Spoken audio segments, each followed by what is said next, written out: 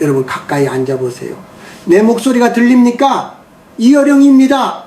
80평생을 글과 언어 속에 살며 삶이라는 것이 거창한 무엇인 줄 알았는데 막상 생의 황혼에 서서 보니 삶은 그저 비워내는 과정이더군요. 오늘은 여러분께 조금 아프지만 꼭 마주해야 할 진실을 이야기하려 합니다. 특히 60이란 고개를 넘었거나 그 언덕을 바라보고 있는 이들에게 건네는 마지막 편지 같은 이야기입니다. 우리는 평생 베풀며 살라고 배웠습니다. 남을 돕는 것이 미덕이고 그것이 하늘에 쌓는 보물이라고 믿어왔죠. 하지만 내가 살아보니 알겠습니다. 60세가 넘어서도 젊은 시절의 그 순진한 선의를 그대로 가지고 있다면 그것은 미덕이 아니라 자신을 해치는 칼날이 됩니다. 만약 당신이 50대, 60대임에도 불구하고 누군가를 돕고 나서 마음이 공허하거나 오히려 뒤통수를 맞는 기분이 든다면 당신은 지금 중대한 인생의 오류를 범하고 있는 겁니다. 젊었을 때의 돈은 도구입니다. 집을 사고 아이를 키우고 세상을 향해 나아가는 지팡이 같은 것이죠.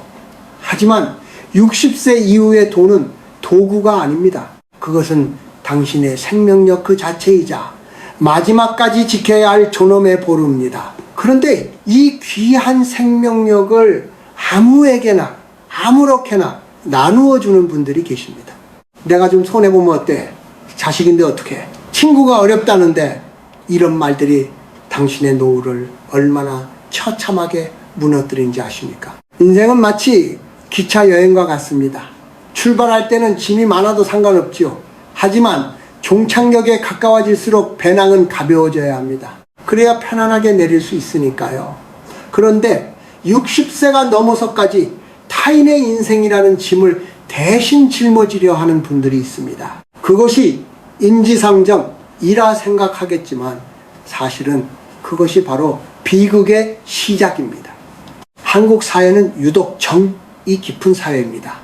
하지만 그 정이라는 이름 아래 얼마나 많은 노년이 빈곤과 우울의 노스로 빠져드는지 보았습니다.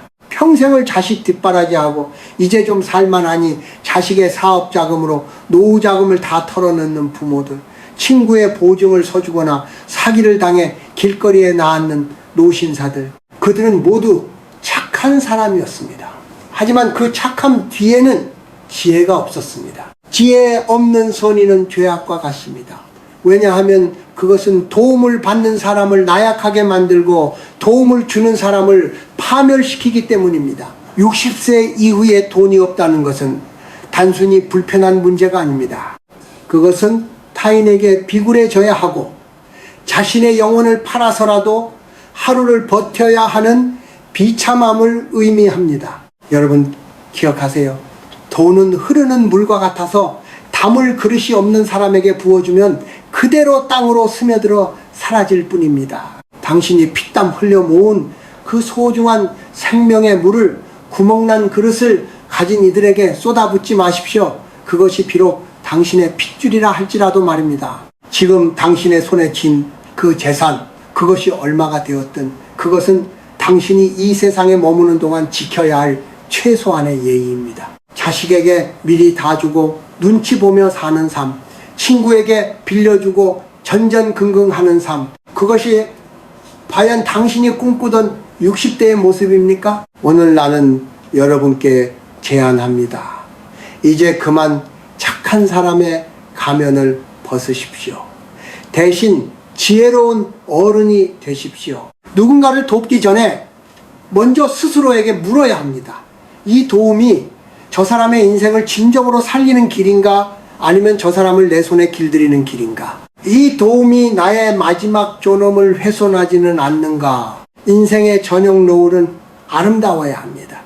그 노을이 구차한 변명과 후회로 얼룩지지 않으려면 지금 당장 당신의 주머니를 닫고 마음의 눈을 뜨십시오. 돈은 푸른 연기처럼 사라질 수 있지만 당신의 자존감은 사라져서는 안 됩니다.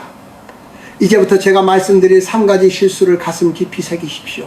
이것은 단순히 돈을 지키는 기술이 아니라 당신의 남은 생을 지키는 철학입니다. 여러분, 이제 본격적으로 우리가 범하기 쉬운 첫 번째 실수를 들여다봅시다. 그것은 바로 밑 빠진 독에 물을 붓는 것, 즉 자립할 의지가 없거나 탐욕의 눈이 먼 이들에게 건네는 무분별한 도움입니다. 우리 옛말에 10번 찍어 안 넘어가는 나무 없다고 했지만 반대로 10번 도와줘서 고마움 아는 사람 드물다는 말도 있습니다. 특히 60세가 넘어서 마주하는 인간관계는 젊은 시절의 그것과 다릅니다. 젊을 때는 서로 치기 어린 마음에 빌려주고 빌리며 함께 성장할 기회라도 있지만 노년의 자금은 한 번 나가면 다시는 돌아올 수 없는 강과 같습니다. 가장 아픈 곳부터 건드려 볼까요? 바로 자식입니다. 한국의 부모들은 세계에서 유독 자식에 대한 애착이 강합니다. 내 살을 깎아서라도 자식을 먹이고 싶은 것이 부모 마음이지요. 하지만 명심하십시오. 30이 넘고 40이 넘은 자식이 여전히 부모의 노후 자금을 탐내고 있다면 그것은 효심이 부족한 것이 아니라 그 자식의 인생이 아직 홀로 서기를 배우지 못한 것입니다. 사업이 힘들다며 손주 교육비가 부족하다며 손을 벌리는 자식에게 여러분은 기꺼이 지갑을 엽니다. 그래, 내가 덜 먹고 덜 쓰면 되지라고 생각하시겠지요. 하지만 그것이 자식을 망치는 길임을 왜 모르십니까?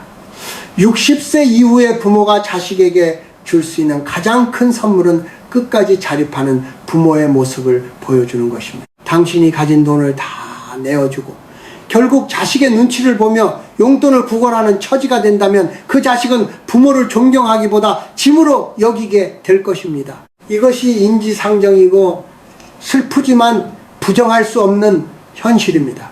또 다른 밑빠진 독은 바로 주변의 지인들입니다.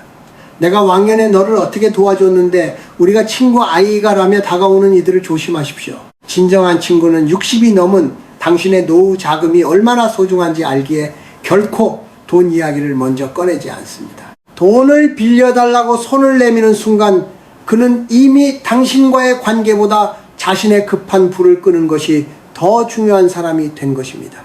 이어령은 말합니다. 상처받지 않는 관계는 적당한 거리를 두는 데서 시작된다고요. 남을 돕는다는 명분하에 그들의 삶에 깊숙이 개입하지 마십시오. 그것은 그 사람이 스스로 해결해야 할 인생의 숙제를 당신이 가로채는 것과 같습니다. 고난은 사람을 성장시키는 법인데 당신이 돈으로 그 고난을 치워버리면 그 사람은 영원히 정신적인 어린아이로 남게 됩니다. 그들은 처음에는 고마워할 것입니다. 하지만 2번, 3번 반복되면 그것을 당신의 의무로 여깁니다. 그리고 어느 날 당신이 더 이상 도와줄 수 없게 됐을 때 그들은 고마움 대신 원망을 쏟아낼 것입니다. 그동안 해준 게 얼만데 고작 이것도 안 해주냐는 식이지요. 이것이 바로 물에 빠진 사람 건져 놓으니 보따리 내놓으라 한다는 우리네 속담의 본질입니다. 여러분, 60세 이후의 돈은 당신의 근육입니다. 몸의 근육이 빠지면 거동이 불편해지듯 경제적 근육이 빠지면 삶의 주도권이 타인에게 넘어갑니다. 누군가 당신에게 도움을 요청할 때 그것이 그 사람의 생존을 위한 것인지 아니면 욕심이나 게으름을 채우기 위한 것인지 냉철하게 구분하십시오. 만약 호자라면 모질게 들리겠지만 거절하십시오. 그것은 그 사람을 미워해서가 아니라 당신의 남은 인생을 지키고 그 사람이 스스로 일어설 기회를 주기 위함입니다. 텅 빈 곳간을 보며 한숨 짓는 노년은 너무도 쓸쓸합니다. 당신의 따뜻한 마음이 독이 되어 돌아오지 않도록 이제는 그 마음의 그릇에 빗장을 걸어야 할 때입니다. 기억하십시오.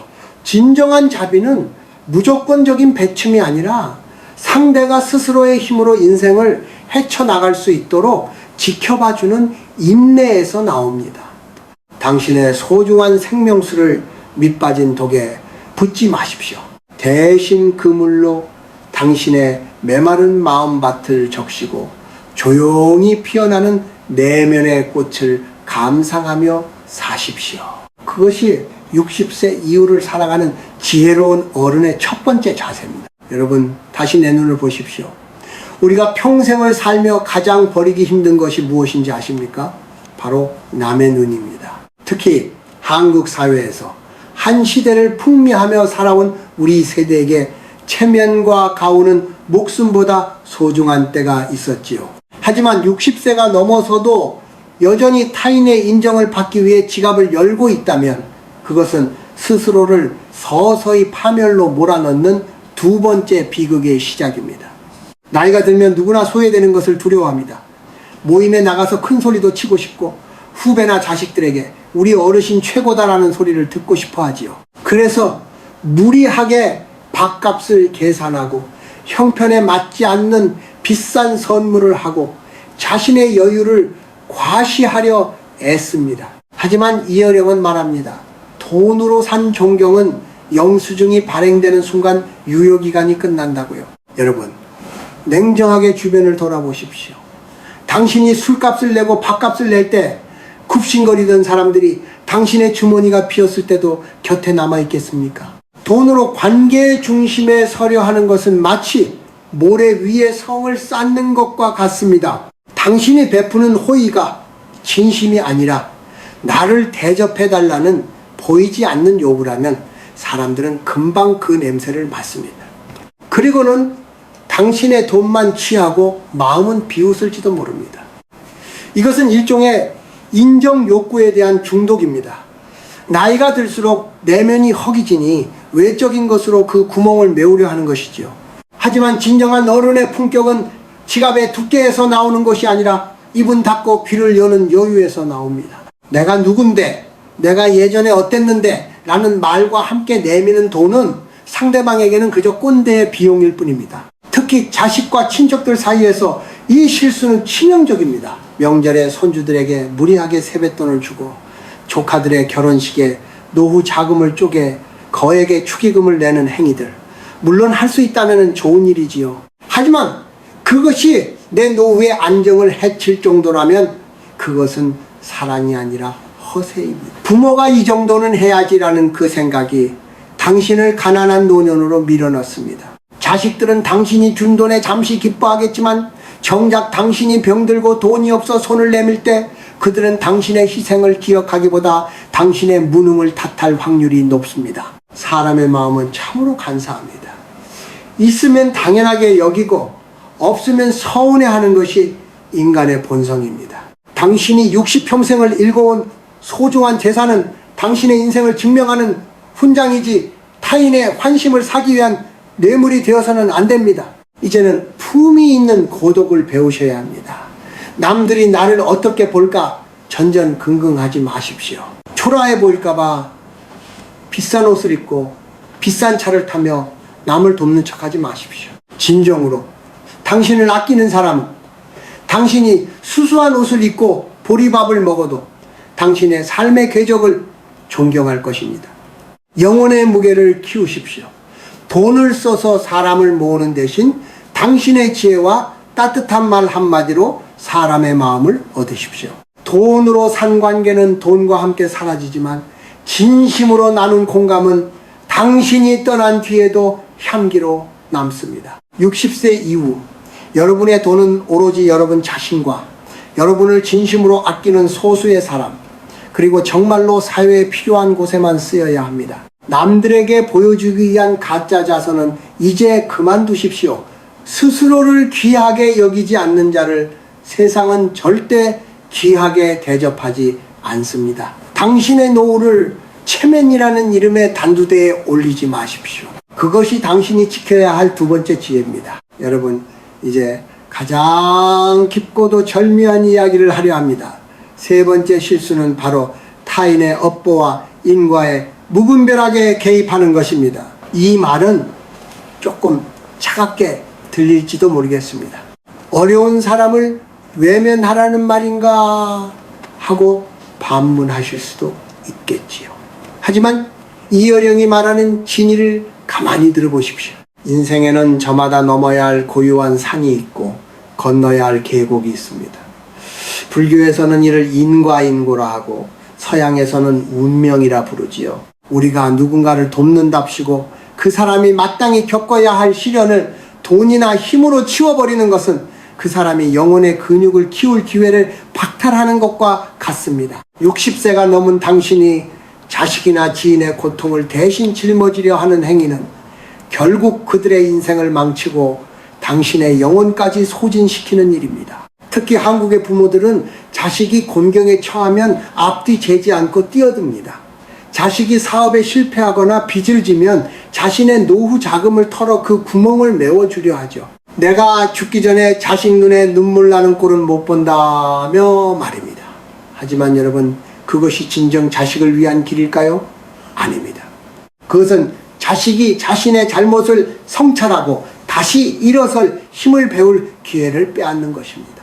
당신이 대신 갚아준 빚은 자식에게 독이 됩니다.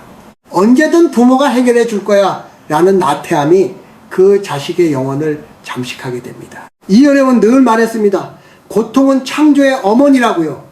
사람은 고통 속에서 비로소 자신을 발견하고 새로운 길을 찾습니다. 그런데 당신이 그 고통을 돈으로 덮어버리면 그 사람은 영원히 껍질을 깨지 못한 채 죽어가는 알과 같은 존재가 됩니다. 당신이 개입함으로써 그 사람의 인생 항로가 뒤엉키고 당신 또한 그 인과의 소용돌이에 휘말려 함께 침몰하게 됩니다. 또한 누군가의 불행에 지나치게 감정이입을 하여 자신의 평온을 깨뜨리지 마십시오.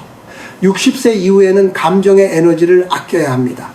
타인의 슬픔에 공감하는 것은 아름다운 일이지만 그 슬픔을 자신의 것으로 가져와 밤잠을 설치고 건강을 해치는 것은 어리석은 일입니다. 그것은 도움을 주는 것이 아니라 같이 뚜스로 빠져드는 것입니다. 우리는 신이 아닙니다.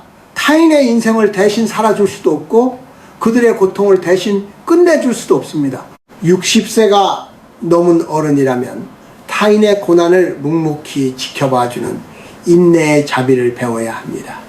그가 도움을 요청할 때 물고기를 잡아주는 대신 물고기를 잡는 법을 조언해 주거나 스스로 일어날 수 있도록 곁에서 따뜻한 응원을 건네는 것으로 충분합니다. 그 이상의 개입은 오만입니다. 냉정하게 들리겠지만 각자의 짐은 각자가 져야 합니다. 당신은 이미 당신의 짐을 충분히 짊어지고 60년이라는 세월을 걸어왔습니다. 이제는 타인의 짐까지 뺏어들기에는 당신의 무릎과 허리가 너무 가차퍼졌습니다. 당신이 무너지면 당신이 지키려 했던 그들조차 기댈 곳이 없어집니다.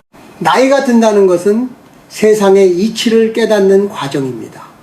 비가 오면 젖어야 하고 바람이 불면 흔들려야 합니다.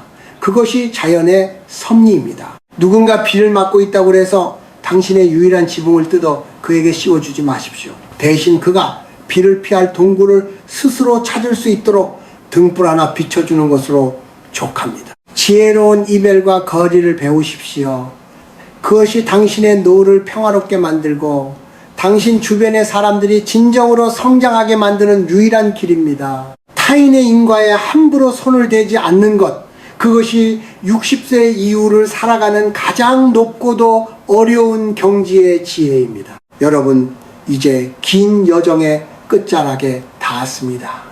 여기까지 내 이야기를 묵묵히 들어주신 여러분의 인내에 깊은 감사를 드립니다. 이제 마지막으로 60세라는 고개를 넘어 우리가 어떻게 지혜로운 마침표를 찍어야 할지에 대해 이야기하며 이 대화를 마무리하려 합니다. 우리는 흔히 죽음이나 마무리라는 단어를 두려워합니다. 하지만 이어령이 평생을 두고 탐구해온 것은 역설적이게도 생선의 찬란함이었습니다. 그리고 그 찬란함은 비워낼 때 비로소 완성된다는 것을 깨달았지요.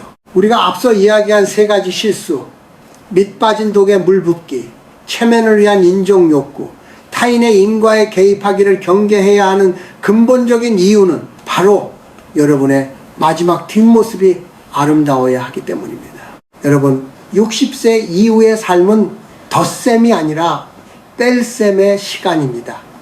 주머니를 비우고 명예를 비우고 자식에 대한 집착을 비워내십시오. 그때 비로소 당신의 영혼은 자유롭게 비상할 수 있습니다. 많은 이들이 노년에 돈을 쥐고 있어야 대접받는다고 말합니다. 틀린 말은 아닙니다. 하지만 그 돈을 어떻게 쓰느냐가 더 중요합니다. 남을 돕는다는 명목으로 여기저기 흩뿌려진 돈은 당신에게 원망과 피로로 돌아오지만 당신 자신의 내면을 풍요롭게 하고 진정으로 가치 있는 곳에 쓰인 돈은 당신의 영혼에 평온한 빛을 선사합니다. 이제부터는 거절하는 연습을 하십시오.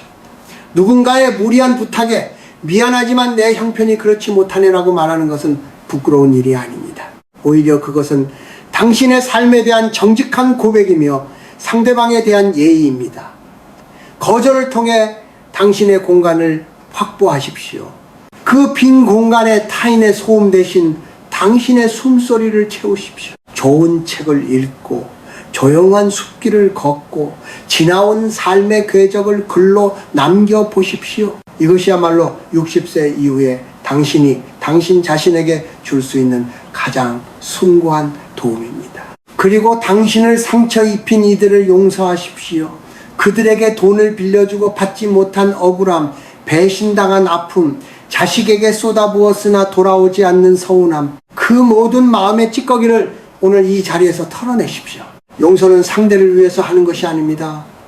당신의 남은 생을 미움이라는 감옥 속에 가두지 않기 위해 하는 것입니다.